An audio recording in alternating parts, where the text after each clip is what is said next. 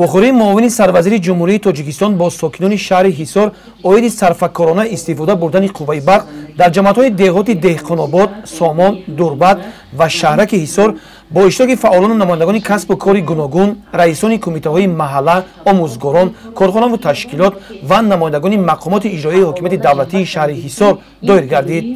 муовини сарвазири ҷумҳурии Тоҷикистон Матлубахон Сатурён зимни баромадҳояш қайд намуд ки тавре ба ҳамаи мо маълум аст, муддати чанд соли охир дар соҳаи энергетикаи кишвар ба дастовардҳои хеле назаррас ноил шудаем. ба истифода супоридани нерӯгоҳҳои барқии обии Помир 1, Сангкӯда 1, Сангкӯда 2, маркази дуюми барқи гармудиҳии шаҳри Душанбе, 2 агрегати нерӯгоҳи барқии обии Роғун, инчунин нерӯгоҳи Тоҷикистон дар ноҳияи Мурғоб ва даҳҳо нерӯгоҳи барқии обии хурд аз ҷумлаи дастовардҳои Тоҷикистон дар солҳои охир мебошад. дар натиҷа маҳдудияти таъмини нерӯи барқ аз 14 январи соли 2017 дар кишвар пурра бардошта шуд.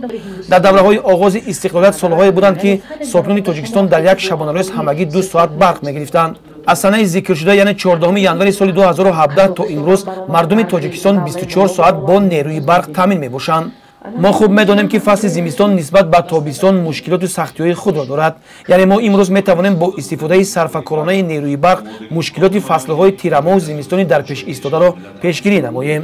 дар охир муовини сарвазири ҷумҳурии Тоҷикистон гуфт ки бо ҳамин мақсад ба шумо ҳамватанон муроҷиат карда хоҳиш менамоем ки қувваи барқро сарфакорона истифода баред, чунки ин ягона роҳест ки метавонад моро дар фасли зимистон аз мушкилӣ раҳонад.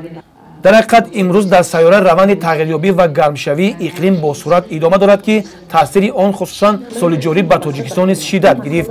тирамоҳу зимистони солҳои гузашта дар минтақаҳои ташаккулёбии маҷрои дарёҳои Вахш ва Панҷ боришоти барф бениҳоят кам буд ва 50% ҳаҷми солҳои гузаштаро ташкил кард.